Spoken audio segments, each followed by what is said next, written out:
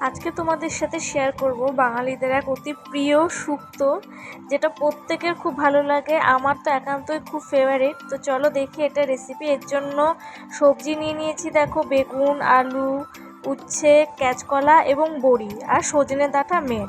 তোমরা চাইলে এর মধ্যে আরও কিছু সবজি অ্যাড করতে পারো। আমাদের কাছে এই কটা সবজি ছিল, তো আমরা এই কটা সবজি দিয়েছি। তো দেখো এখন কড়াইয়ে তেল দিয়ে একে একে সব সবজিগুলো ভেজে নিচ্ছি। ভেজে নেওয়ার পর এখানে মশলাটা তৈরি করে নেব। মিক্সিতে দিয়ে দিয়েছি দেখো কিছুটা পোস্ত, কালো সর্ষে এবং কাঁচা লঙ্কা। এবার এটা ভালো মতো পেস্ট বানিয়ে নেব। এখানে দেখো সবজিগুলো ভেজে নিয়েছি এবং দু ধরনের পেস্ট আমরা ইউজ করব। একটা হচ্ছে আদা এবং রাঁধুনির পেস্ট, আর একটা সর্ষে, পোস্ত এবং লঙ্কার।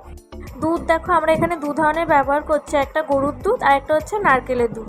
তোমরা চাইলে প্যাকেটের দুধও ইউজ করতে পারো, তবে একবার এই পদ্ধতিতে বানিয়ে দেখো, আশা করছি তোমাদের খুব ভালো লাগবে। এবার ওই সবজি ভাজা তেলের মধ্যে একটু রাঁধুনি, দুটো তেজপাতা আর শুকনো লঙ্কা ফোড়ন দিয়ে দিয়েছি দেখো। এবার আদা রাঁধুনির যে পেস্টটা ছিল সেটা দিয়ে দিয়েছি। কিছুক্ষণ মশলাটা কষে যাওয়ার পর সমস্ত সবজিটা আমরা এখানে দিয়ে দিয়েছি।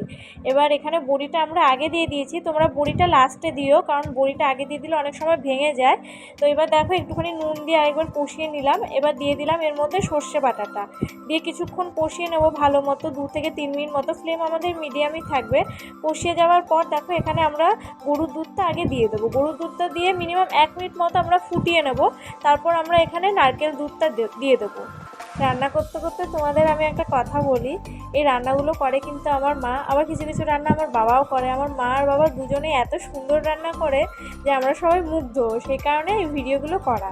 তো দেখো কিছুক্ষণ শুক্তোটা ফুটে যাওয়ার পর তার মধ্যে চিনি দিয়ে দিয়েছি। চিনি কমই দিয়েছি, কারণ দুধের মধ্যে কিছুটা মিষ্টি থাকেই। এবার দেখো মিনিমাম 5 থেকে 6 মিনিট মতো হাই ফ্লেমে ফুটিয়ে নেওয়ার পর শুক্তো আমাদের তৈরি। একবার তোমরা অবশ্যই এই পদ্ধতিতে বানিয়ে রেখো। আমাদের তো প্রত্যেকের খুব ভালো লাগে শুক্তো। তোমাদের কেমন লাগে তোমরা জানিও। আর ভালো লাগলে রেসিপিটা নিশ্চয়ই কমেন্ট করো, শেয়ার করো এবং সাবস্ক্রাইব করে পাশে থাকো। টাটা।